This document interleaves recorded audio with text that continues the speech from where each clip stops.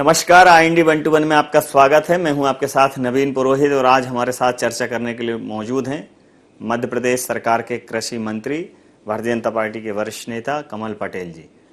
कमल जी, आपका IND 24 में बहुत बहुत स्वागत है। नमस्कार नवीन भाई, आपका भी स्वागत। एक बहुत प्रसिद्ध दोहा है कि कनक कनक से 100 गुनी मादकता अधिकाय, एक पाए बोराई नर और एक खाए बोराई। अगर मैं इसको भारतीय जनता पार्टी के परिप्रेक्ष्य में देखूं और आपके परिप्रेक्ष्य में देखूं तो कमल कमल से 100 गुनी मादकता अधिकाय और एक आए बोराई नर और एक जाए बोराई। मतलब एक तो कमल खिल गया है, इससे मध्य प्रदेश में खुशी का माहौल है, और एक कमल नाथ जी चले गए, इससे मध्य प्रदेश में गम का माहौल है। लेकिन इस आने जाने की बेला में आप महत्वपूर्ण कारण क्या मानते हैं कि ये षड्यंत्र है भारतीय जनता पार्टी का सरकार गिराने का, या कांग्रेस के जो जनप्रतिनिधि आपके साथ आए हैं उनकी ये पीड़ा है कि वो कांग्रेस में रहकर जनसेवा के कार्य नहीं कर पा रहे थे? आपसे जानना चाहूंगा। नवीन भाई, सबसे पहले तो यह है कि नाथ हुए अनाथ जी। वो प्रदेश की जनता हुई खुशहाल जी। क्योंकि 15 महीने में कमलनाथ जी की सरकार ने जी। प्रदेश के हर वर्ग को छला है। जी। और मध्य प्रदेश की जो सरकार थी कांग्रेस की, कमलनाथ जी के नेतृत्व में, उसने माफिया राज हो गया था, लूटने में लगे थे। अगर जैसे आपने कहावत कही, मैं कहूं कल लूटे तो आज लूट, आज लूटे तो अब, पल में सरकार चल जाएगी, बहुरे लूटेगा कब। तो लूटने में लगी थी कमलनाथ की सरकार। और ऐसी परिस्थिति में ज्योतिरादित्य सिंधिया जी ने 6 मंत्रियों ने और 22 विधायकों ने कमलनाथ जी को कई बार आगाह किया कि आपने जनता के साथ जो वादे किए वो पूरे करिए, लूटने में मत लगिए। जनता के बीच में हम जाते हैं, जनता हमसे प्रश्न करती है अगले चुनाव में किस मुंह से जाएंगे। तो कमलनाथ जी उनसे कहते थे कि ये तो कांग्रेस शुरू से करती आई, कौन सी नई बात है। इंदिरा जी ने कहा था कि गरीबी हटाएंगे, गरीबी हटी क्या।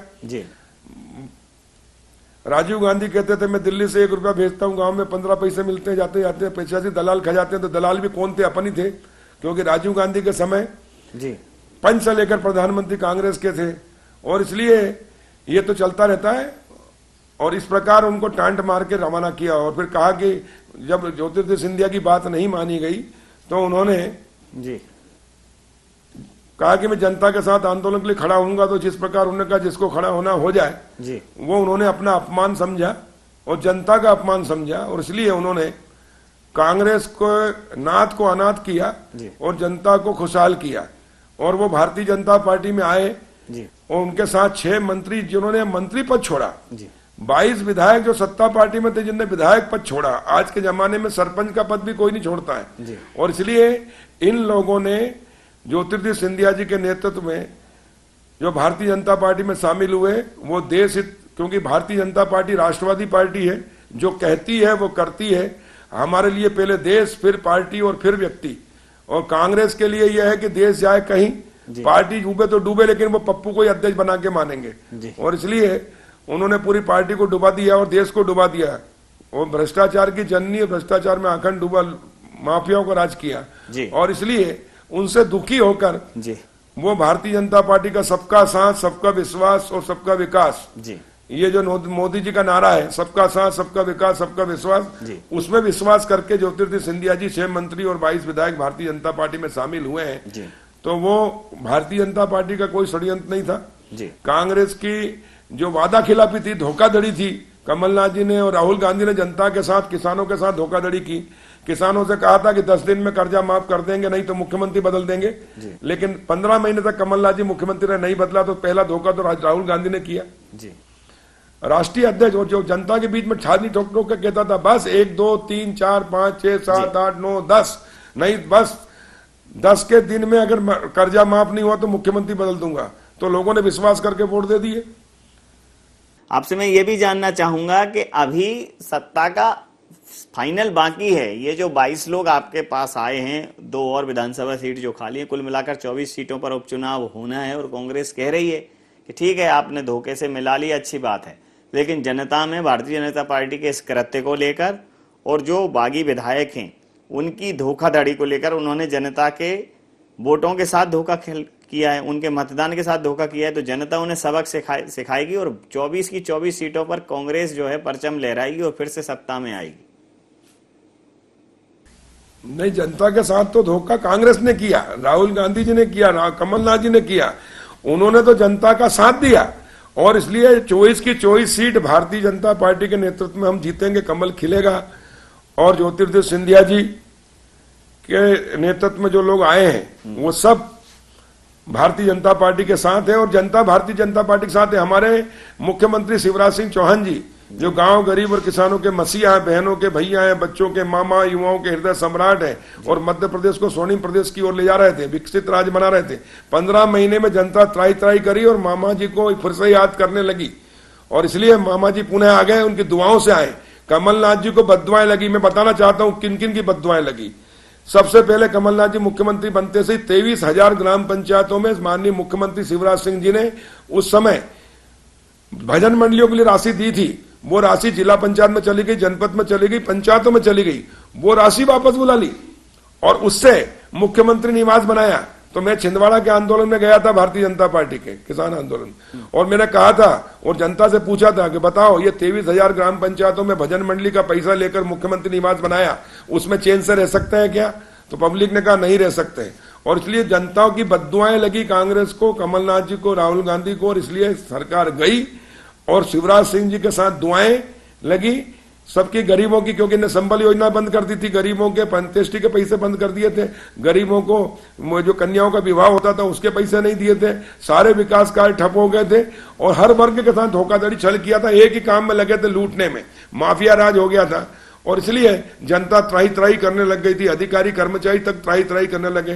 ट्रांसफर उद्योग शुरू कर दिया था, गेहूं खरीदी में भ्रष्टाचार, चना खरीदी में भ्रष्टाचार, वेयर हाउस घोटाला और चना घोटाला है ना, ट्रांसपोर्ट घोटाला, इतने घोटाले किए इन्होंने कि उसकी हम जांच करा रहे हैं और ऐसे ऐसे आंकड़े सामने आ रहे हैं कि ये तो सब मुंह दिखाने लायक नहीं रहेंगे। और इसलिए जनता भारतीय जनता पार्टी के पक्ष में है और 3 माह के अंदर जो काम मुख्यमंत्री शिवराज जी के नेतृत्व में हमने किए हैं, कोरोना के ऊपर अकेले 1 महीने तक शिवराज जी लड़ते रहे और पूरे प्रशासन को जो नष्ट भ्रष्ट कर दिया था उसको दुरुस्त किया और दुरुस्त किया और कंट्रोल किया और फिर 5 मंत्रियों को उन्होंने शपथ दिलाई। हम 5 मंत्रियों ने भी 2 महीने से लगातार मेहनत कर रहे हैं। मैं कृषि विभाग में, देखिए, गेहूं उपार्जन में देश में नंबर 1 आ गया मध्य प्रदेश, देश में, पंजाब को भी पीछे छोड़ा और अभी तक के सारे रिकॉर्ड तोड़े। 129 लाख मेट्रिक टन से अधिक गेहूं खरीदा है, 25,000 करोड़ से अधिक किसानों के खातों में पैसा चला गया, ऐसे कोरोना के संकट के समय।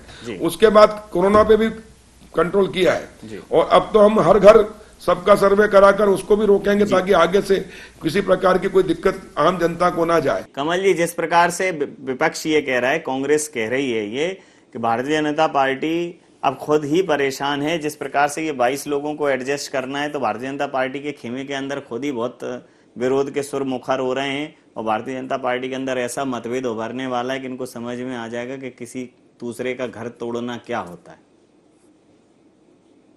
देखिए, कांग्रेस का घर हमने नहीं तोड़ा, कांग्रेस खुद टूटी है, कांग्रेस खुद खत्म हो रही है ना। और हमारा भारतीय जनता पार्टी विचारधारा वाली पार्टी है। भारतीय जनता पार्टी एक राष्ट्रवादी पार्टी है और इसलिए पार्टी का कार्यकर्ता व्यक्ति से नहीं जुड़ता, पार्टी से जुड़ता है, विचार से जुड़ता है। और हमने पहले ही कहा कि पहले हमारे लिए राष्ट्र, फिर पार्टी और फिर व्यक्ति, और इसलिए भारतीय जनता पार्टी में इसका कोई असर होने वाला नहीं है, बल्कि सबको हमने स्वीकार किया है और इन्हीं लोगों के कारण तो आज सत्ता में आई है भारतीय जनता पार्टी। और इसलिए इनका सम्मान है, इनका स्वागत है, इनका वंदन है। इन्होंने त्याग किया है, धोखा नहीं दिया है, इन्होंने प्रदेश के हित में त्याग किया है, मंत्री पद छोड़ा है, विधायक पद छोड़ा है, मैंने कहा ना, सरपंच भी नहीं छोड़ते लोग।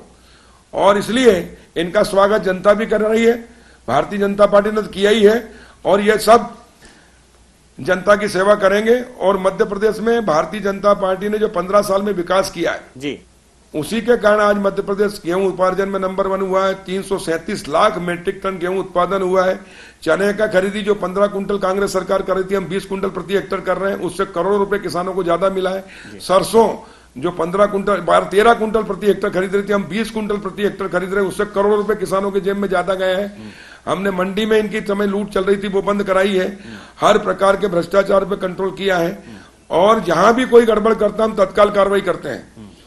और इसलिए सुशासन देने का निर्णय भारतीय जनता पार्टी की सरकार ने लिया और 3 माह के अंदर शिवराज सिंह जी के नेतृत्व में मध्य प्रदेश में कानून का राज स्थापित हो गया, सुशासन आ गया और पूरी तरह से माफिया राज खत्म कर दिया है। और इसलिए जनता राहत की सांस ले रही है, जनता खुश है और भारतीय जनता पार्टी को पुनः रिकॉर्ड वोट से 24 की 24 सीट जिताकर सत्ता में स्थायी बनाएगी और हमेशा हमेशा के लिए मध्य प्रदेश में कांग्रेस खत्म हो गई। जी, जिस प्रकार से अगर मैं राष्ट्रीय परिदृश्य की बात करूं तो जिस मोदी जी जो राष्ट्रवाद की बात करते हैं, 56 इंच के सीने की बात करते हैं, देश के सीमाओं की सुरक्षा की बात करते हैं, चाइना को लेकर कांग्रेस कह रहा है कि चाइना को लेकर भींगी बिल्ली बनी हुई है देश की सरकार, कोई रेजिस्टेंस नहीं कर रही है, यहाँ तक कि चाइना के खिलाफ कुछ बोलने की क्षमता नहीं है राष्ट्र की सरकारों में, क्या कहेंगे? देखिए, कांग्रेस अपने गिरह में झांके कि मनमोहन सिंह जी 10 साल प्रधानमंत्री रहे, उनको मोनी बाबा बोलते थे, वो कुछ नहीं बोलते थे। राजीव गांधी जी 5 साल प्रधानमंत्री रहे, वो कहते थे मैं देख रहा हूं, हम देख रहे हैं, हम देखेंगे और देखते रहेंगे। लेकिन मोदी जी 56 इंच का सीना तान कर डंके की चोट पे कहते हैं कि अखंडता, भारत की अखंडता, संप्रभुत्व के साथ कोई समझौता नहीं किया जाएगा और अगर हमारी तरफ कोई ने टेढ़ी नजर करी तो उसकी आंख निकाल ली जाएगी, अगर भारत की ओर किसी का हाथ उठा तो उसका हाथ काट दिया जाएगा। और इतने दमदारी से कहने वाला आजादी के बाद पहली बार कोई प्रधानमंत्री मिला है, युग पुरुष जो स्वाभिमानी है, पुरुषार्थी है, चरित्रवान है और देशभक्त है और जिसके लिए देश सर्वोपरि है। और इसीलिए जनता ने दोबारा उनके ऊपर विश्वास किया है और कांग्रेस का सफाया किया है। 300 से अधिक सीट भारतीय जनता पार्टी अपने बल पर नरेंद्र मोदी जी के नेतृत्व में जीत के आई है और इसलिए पाकिस्तान को उन्होंने सबक सिखाया। आज भारत के ही नेता नहीं है मोदी जी, पूरे विश्व के नेता हैं। भारत की और पूरा विश्व बड़ी आशा भरी नजर से देख रहा है जी। और नरेंद्र मोदी जी की विदेश नीति और कूटनीति के कारण पाकिस्तान को अलग थलग कर दिया है, जितने आतंकवादी देश है उनको अलग थलग कर दिया है, चीन को भी अलग थलग कर दिया है। और इसलिए हमारी सेना ने चीन के सैनिकों को सबक सिखाया है और ये तो हमारे लिए गर्व की बात है, गौरव की। लेकिन कांग्रेस हमेशा चीन की परस्त रही है। पहले कांग्रेस जवाब दे, राजीव गांधी फाउंडेशन में जी चीन से पैसा कैसे आया जी। कांग्रेस और कांग्रेस के नेता सोनिया गांधी, राहुल गांधी जवाब दें और उस समय वाणिज्यिक कर मंत्री थे कमलनाथ जी, ये जवाब दें कि ये पैसा कैसे आया। आपने ऐसी नीति बनाई जिससे कि चाइना को फायदा हुआ और वो फायदे का पैसा कांग्रेस के राजीव गांधी फाउंडेशन में चाइना ने पहुंचाया। ये चाइना के साथ है कि देश के साथ है? ये हमेशा देश के जब बात आती है उस समय आतंकवादियों का भी साथ देते हैं और चाइना का भी साथ दे रहे हैं। और इसलिए इनकी देशभक्ति देश के साथ है कि चाइना के साथ स्पष्ट करें। और जी, जिस प्रकार से पूरी की पूरी भारतीय जनता पार्टी राजीव गांधी फाउंडेशन में पैसा कहां से आया इस मुद्दे को तूल देने में लगी हुई है, इस मुद्दे को उठा रही है और कह रही है कि इसका जवाब मांगा जाएगा, गांव-गांव, गली-गली में मांगा जाएगा। कांग्रेस कह रही है ये सिर्फ मुद्दों से ध्यान भटकाने की कवायद है, क्योंकि महंगाई, बेरोजगारी, स्वास्थ्य और शिक्षा पर आप बहुत ज्यादा अच्छा नहीं कर पाए हैं। जो है डीजल पेट्रोल के रेट जो किस तरफ जा चुके हैं, कितना ऊंचा उनका दाम हो गया है, तो आप कहीं ना कहीं चाइना और पाकिस्तान करके और इन सारी मुद्दों पर एक इनको छुपाना चाहते हैं, दबाना चाहते हैं। नहीं, तो कांग्रेस ये बोले ना कि हमारे पास राजीव गांधी फाउंडेशन पैसा नहीं आया, क्यों नहीं बोल रहे कि नहीं आया? इसकी जांच होना चाहिए, उच्च स्तरीय सीबीआई जांच होनी चाहिए ताकि इनको दूध का दूध, पानी का पानी होगा और सारे जेल जाएंगे। जी, आप क्या उपलब्धियां क्या मानते हैं? मोदी सरकार की कौन सी ऐसी उपलब्धि है जो आप कहते हैं कि अभूतपूर्व है, उल्लेखनीय है और ऐसी उपलब्धि और ऐसा निर्णय लेने के लिए बहुत साहस चाहिए था? आप बता दीजिए ऐसा क्या किया है। देखिए, मोदी जी ने जो किया है वो आज तक किसी ने नहीं किया है। अभी 24 अप्रैल 2020 को जी नरेंद्र मोदी जी ने प्रधानमंत्री स्वामित्व योजना लेकर आए जी। वो सही मायने में गांव की आजादी है, गांव के आर्थिक विकास के द्वार खोले हैं। तकदीर और तस्वीर बदलेगी देश की और गांव की दशा और दिशा बदलेगी। अगर मैं ये कहूं कि 15 अगस्त 47 को देश आजाद हुआ, लेकिन गांव को आजादी मिली 24 अप्रैल 2020 को, जिस दिन मोदी जी ने प्रधानमंत्री स्वामित्व योजना शुरू की है। अब गांव की प्रॉपर्टी जो आबादी के अंदर है, प्लाट हो या मकान हो, उसकी वैल्यू होगी। ड्रोन कैमरे से उनको दस्तावेज देंगे और मालिक बनाएंगे जी। और उसके कारण उनको ऋण लेने में काम आएगा। जमानत में काम आएगा, गारंटी रखने में काम आएगा। अब गांव का व्यक्ति सिर्फ खेती नहीं करेगा, मजबूर नहीं होगा, बल्कि मजबूत होगा। और गांव मजबूत होगा तो देश मजबूत होगा, गांव आत्मनिर्भर होगा तो देश आत्मनिर्भर होगा। क्योंकि गांव का व्यक्ति अभी तक सिर्फ खेती कर सकता था, कोई व्यवसाय नहीं कर सकता था, व्यापार नहीं कर सकता था, क्योंकि उसकी प्रॉपर्टी की कोई वैल्यू नहीं थी, इसलिए उसको लोन नहीं मिलता था बैंक से।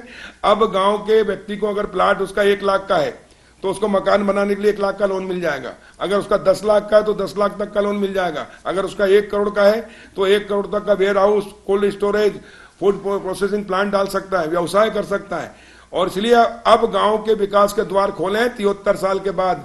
आजाद भारत में पहले प्रधानमंत्री नरेंद्र मोदी जी, जिन्होंने गांव को आजादी दिलाई। महात्मा गांधी कहते थे असली भारत गांव में बसता, गांव के विकास से देश का विकास होगा। लेकिन गांव का विकास कांग्रेस ने नहीं किया। जिन गांधी जी के नाम पे इन्हें 55 साल राज किया, उन्हीं गांधी जी के विचारों की हत्या की इन्होंने मारा है। लेकिन नरेंद्र मोदी जी ने महात्मा गांधी के सपने को साकार किया है, और इसलिए ऊपर से महात्मा गांधी जी प्रसन्न होकर पुष्प वर्षा कर रहे हैं और आशीर्वाद दे रहे हैं। और पूरे प्रदेश, देश की जनता जो 70% गांव में रहती है, वो मोदी जी को भगवान मान रही है कि उनके लिए अवतार के रूप में मोदी जी आए हैं और गांव के विकास के द्वार खोले हैं। अब गांव मजबूत होगा, गांव का किसान मजबूत होगा, मजदूर मजबूत होगा, और गांव में भी उद्योग धंधे व्यवसाय सब शुरू होंगे जी। इसलिए गांव मजबूत होगा तो प्रदेश मजबूत होगा, प्रदेश मजबूत होगा तो देश मजबूत होगा, और पूरी दुनिया में भारत शक्तिशाली, समृद्धशाली, व्यवसायी बनेगा। ये काम किया है मोदी जी ने जी। हर घर नल जल योजना प्रारंभ की है उन्होंने, 1 लाख करोड़ से अधिक का बजट रखा है जी जी जी। कांग्रेस तो 1 गिलास पानी नहीं पिला पाई 55 साल में, लेकिन मोदी जी ने घर घर शौचालय बनवाए, पक्के मकान बनाए प्रधानमंत्री आवास में, गैस टंकी, चूल्हा दिया, रोटी, कपड़ा और मकान। जो गरीबी हटाने की कांग्रेस बात करती थी, गरीबी नहीं हटी, कांग्रेसों की गरीबी जरूर हट गई, मुट्ठी भर लोगों की। और भ्रष्टाचार की जननी कांग्रेस है ना, माफिया राज देने की। और अगर मैं कृषि की बात करूं, और गांव के अंदर जी, अगर मैं कृषि की बात करूं तो केंद्रीय कृषि मंत्रालय और आपके कृषि विभाग ने क्या ऐसी अभिनव योजना लाई है जिसको ये कहा जा सके कि ये न सिर्फ किसान हितैषी है बल्कि किसानों को समृद्ध और मजबूत करने वाली है? अभी प्रधानमंत्री नरेंद्र मोदी जी ने 20 लाख करोड़ का देश के लिए विकास के लिए पैकेज जारी किया है। उसमें 1.5 लाख करोड़ से अधिक पैसा कृषि विभाग को दिया है। हमारे प्रदेश राष्ट्र के कृषि मंत्री है केंद्र के, नरेंद्र सिंह तोमर जी। कांग्रेस की सरकार ने 5,76,000 मीट्रिक टन चना खरीदने का लक्ष्य रखा था, भेजा था, और सरसों का भेजा था 1,98,000। लेकिन भारत सरकार ने हमको 8,76,000 मीट्रिक टन का प्रस्ताव स्वीकार किया, 3 लाख ज्यादा दिया, और 2,55,000। और मैं उसी के बाद अप्रैल में 21 अप्रैल को मंत्री बना। 25 अप्रैल को मेरे पास फाइल आई और मैंने उसको बढ़ाकर इस साल का जो उत्पादन है उसके अनुसार 11,73,000 मीट्रिक टन का चने का भेजा, और 4,18,000 मीट्रिक टन का सरसों का वो स्वीकार किया। कांग्रेस की सरकार 1 हेक्टर में, मैंने बताया पहले 13 कुंटल खरीद रही, हमने 20 कुंटल खरीदा। उसने प्रति हेक्टर किसान को 5,000 से 7-8,000 रुपए का फायदा हुआ। एक दिन में 25 कुंटल ही खरीदा जाता था, हमने उसको अनलिमिटेड कराया। उसका फायदा हुआ चंबल ग्वालियर संभाग में सरसों के किसानों को, क्योंकि एक एक किसान के पास 1,000 कुंटल 2,000 कुंटल सरसों होती है, वो क्या 80 दिन तक बेचने आता, वो हमने संशोधन कराया। और उसके कारण सरसों जो 2,500 से 3,500 बिक रही थी प्रति कुंटल, वो हो गई 4,500 से 5,500 रुपए प्रति कुंटल, यानी 1,000 से 2,000 रुपए कुंटल का फायदा किसान को मिला है हमारी नीति के कारण। और उसके कारण कृषि विभाग और भारत सरकार को हम बधाई देते हैं कि उन्होंने हमारी मांग मानी और अनलिमिटेड खरीदने का निर्णय लिया। उसके कारण मध्य प्रदेश के और विशेष करके चंबल ग्वालियर संभाग के किसानों को सरसों के अंदर करोड़ों करोड़ रुपए का फायदा हुआ है। और चने का भी हमारे मध्य भारत में, जिसमें ग्वालियर, भोपाल, सागर, मालवा, इंदौर, उज्जैन संभाग में सबसे अधिक चना होता है, यहाँ भी 15 कुंटल खरीद रहे। कमलनाथ जी ने सिर्फ अपने छिंदवाड़ा में 19 कुंटल किया, बाकी पूरे प्रदेश में 15 कर दिया। हमने तो सबका साथ, सबका विकास, सबका विश्वास। शिवराज सिंह जी मुख्यमंत्री पूरे प्रदेश के हैं, कमलनाथ जी सिर्फ छिंदवाड़ा के थे, और इसलिए हमने खरगोन में, सचिन यादव जी मेरे से पहले कृषि मंत्री थे, उनका मुंह नहीं खुला कमलनाथ जी के सामने कि साहब मेरे यहाँ 22 कुंटल प्रति कुंटल होता है, प्रति हेक्टर चना होता है, आप 20 कर दीजिए, 19 कर दीजिए। लेकिन वो 15 ही रहा, हमने 20 किया है। उसके कारण खरगोन के किसानों को भी करोड़ों रुपए का लाभ हुआ है, गरीब किसान, वनवासी किसानों को। और पूरे प्रदेश के किसानों का हुआ है। और माननीय मुख्यमंत्री शिवराज जी के नेतृत्व में हमने 20 कुंटल प्रति हेक्टर चना खरीदा, 20 कुंटल प्रति हेक्टर सरसों खरीदा और बड़ी मात्रा में खरीदा, इसलिए करोड़ों करोड़ रुपए का फायदा किसानों को हुआ है। और अब हम गांव को आत्मनिर्भर बना रहे हैं क्योंकि गांव में अब बिजली, पानी, सड़क, स्वास्थ्य, शिक्षा के अवसर तो भारतीय जनता पार्टी की सरकार ने किया है। जब दिग्विजय सिंह मुख्यमंत्री थे कहीं गांव में 1 किलोमीटर सड़क नहीं थी, सड़क में गड्ढा है कि गड्ढे में सड़क ढूंढना पड़ती थी। 2990 मेगावाट बिजली थी 2003 में, जो आज बढ़कर 17,000 मेगावाट से अधिक हो गई, सरप्लस बिजली हो गई, 24 घंटे हम बिजली दे रहे हैं। सिंचाई जहां पर 7.5 लाख हेक्टर थी और 40 लाख हेक्टर से अधिक कर दिया, उसी के कारण उत्पादन में हम खाद्यान्न उत्पादन में आत्मनिर्भर बने और देश में हम नंबर 1 है। इसी प्रकार सड़कों के, बिजली के, सिंचाई के मामले में हमने सब कुछ किया। कांग्रेस ने तो कुछ किया नहीं, भ्रष्टाचार के सिवा, लूटने के सिवा। जी, कांग्रेस कह रही है इस बार जो शिवराज जी हैं वो खुद भी बहुत असमंजस की स्थिति में हैं और एक तरीके से उनके ऊपर दबाव है, सिंधिया जी का दबाव है, संगठन का दबाव है और कुछ और खेमों में बट गई है भारतीय जनता पार्टी, इसलिए वो मंत्रिमंडल का विस्तार नहीं कर पा रहे हैं। अब भारतीय जनता पार्टी पहले वाली भारतीय जनता पार्टी नहीं रही है। अब भारतीय जनता पार्टी कहीं का ईंट कहीं का रोरा, वो ऐसी स्थिति वाली स्थिति में पहुंच गई है। देखिए, भारतीय जनता पार्टी एक गंगा है और गंगा में शुद्ध पानी होता पवित्र करती है और एक विचारधारा की पार्टी है और इसलिए भारतीय जनता पार्टी अपने देश के लिए काम करती है, इसलिए बहुत मजबूत है। कांग्रेस के ख्वाब है लेकिन कांग्रेस टूट रही है, भारतीय जनता पार्टी मजबूत हो रही है। और मध्य प्रदेश में माननीय मुख्यमंत्री शिवराज सिंह चौहान हम सबके नेता हैं, उनके नेतृत्व में भारतीय जनता पार्टी विकास का सरकार विकास का कार्य कर रही है और कांग्रेस का सफाया हो जाएगा। एक बार धोखा देकर लोगों को गुमराह करके, किसानों को, महिलाओं को, बुजुर्गों को, युवाओं को, पत्रकारों को, दैनिक वेतनभोगी कर्मचारियों को, अतिथि विद्वानों को, सबको कहा कि हम तुम्हारा ये कर देंगे, आसमान से जैसे तारे तोड़ लाएंगे और लोग धोखे में आगे 15 महीने इन्होंने लूटा। लेकिन अब जनता वापस भारतीय जनता पार्टी के साथ है और इसलिए धोखा देकर आप एक बार जीत सकते हो, बार बार नहीं। और इसलिए कांग्रेस ने जो जनता के साथ धोखा दिया, इसलिए इनको धक्का दिया जो सिंधिया जी ने, 22 विधायकों ने, 6 मंत्रियों ने, और अब जनता भी इनको धक्का देगी। हमेशा के लिए कांग्रेस खत्म। जी, धोखे पे धक्का दिया है और अब आप क्या छक्का भी मारोगे 24 सीटों के उपचुनाव में? बाउंड्री से बाहर कर दोगे कांग्रेस को? बिल्कुल बाउंड्री के बाहर जनता करेगी कांग्रेस को और भारतीय जनता पार्टी के नेतृत्व में करेगी, शिवराज सिंह जी के नेतृत्व में करेगी, बीडी शर्मा जी के नेतृत्व में करेगी, हमारे नड्डा जी के नेतृत्व में करेंगी, प्रधानमंत्री नरेंद्र मोदी जी के नेतृत्व में करेंगे। क्योंकि हम जो कहते हैं वो करते हैं। हमने जनता का दिल जीता है, जनता का विश्वास जीता और जनता का विकास किया प्रदेश का। और इसलिए जनता का दिल और विश्वास और विकास करके भारतीय जनता पार्टी पुनः प्रचंड बहुमत से भारतीय जनता पार्टी की सरकार बनेगी। 24 की 24 सीट भाजपा जीतेगी। अंतिम और महत्वपूर्ण प्रश्न कि जिस प्रकार से कमलनाथ जी ये दावा कर रहे हैं कि जैसे ही अगला जो भी राष्ट्रीय त्योहार होगा उपचुनावों के बाद, उस पर कांग्रेस झंडा वंदन करेगी बतौर मुख्यमंत्री, कांग्रेस के मुख्यमंत्री के बतौर ही झंडा वंदन होगा। आप भी ये दावा कर रहे हैं कि ध्वजारोहण तो शिवराज सिंह चौहान ही करेंगे, तो आपको क्या लगता है कि उपचुनावों के बाद भी भारतीय जनता पार्टी की ये विजय पताका सर पर दौड़ेगी? बिल्कुल सर पर दौड़ेगी, हमेशा के लिए दौड़ेगी। देखिए, मैं कह रहा हूं, कांग्रेस जब सत्ता में आ गई तो कमलनाथ जी विधानसभा में घोषणा करते थे कि अब तो 30 साल हम जाने वाले नहीं है, लेकिन 15 महीने में निपट गए और इसलिए जनता खुश है। देखिए, कोई सरकार गिरती है तो जनता में कहीं आक्रोश था क्या? जनता ने खुशियां मनाई, मिठाइयां बांटी, जय कार्य करी। ये है भारतीय जनता पार्टी का चमत्कार और उसका काम। और शिवराज सिंह जी की विश्वसनीयता, लोकप्रियता, भारतीय जनता पार्टी की लोकप्रियता, मोदी जी की लोकप्रियता। और देखिए, कमल का फूल जो है वो खुशहाली, समृद्धि और विकास का प्रतीक है। जी। हम जब लक्ष्मी जी की दीपावली पूजा करते तो कमल के फूल से करते हैं। जी। सरस्वती कमल के फूल पे विराजमान है, तो लक्ष्मी जी कमल के फूल पे विराजमान है, मां नर्मदा कमल के फूल पे, ब्रह्मा जी कमल के फूल पे है। और इसलिए जब से मध्य प्रदेश में कमल का फूल खिला है, चारों ओर विकास, खुशहाली और समृद्धि है, सबके चेहरे कमल की तरह खिल रहे हैं और इसलिए हमेशा खिलते रहे, यही हम शुभकामना देते हैं। आप सबका स्नेह, प्यार और आशीर्वाद भारतीय जनता पार्टी के साथ हमेशा रहा है। भारतीय जनता पार्टी संगठन और सत्ता दोनों एक है और दोनों मिलकर माननीय मुख्यमंत्री शिवराज जी के नेतृत्व में और देश में प्रधानमंत्री नरेंद्र मोदी जी के नेतृत्व में भारतीय जनता पार्टी की जनता का दिल, विश्वास और विकास करते हुए जी विकास कर रही है, देश को शक्तिशाली, समृद्धशाली, वैभवशाली बना रही है जी। और हम कह रहे हैं 20वीं सदी भली अंग्रेजों की थी, लेकिन 21वीं सदी भारत की होगी। उसका नेतृत्व प्रधानमंत्री नरेंद्र मोदी जी करेंगे जी और विवेकानंद जी का सपना साकार करेंगे। बहुत शुक्रिया हमारे साथ जुड़ने के लिए और बात करने के लिए।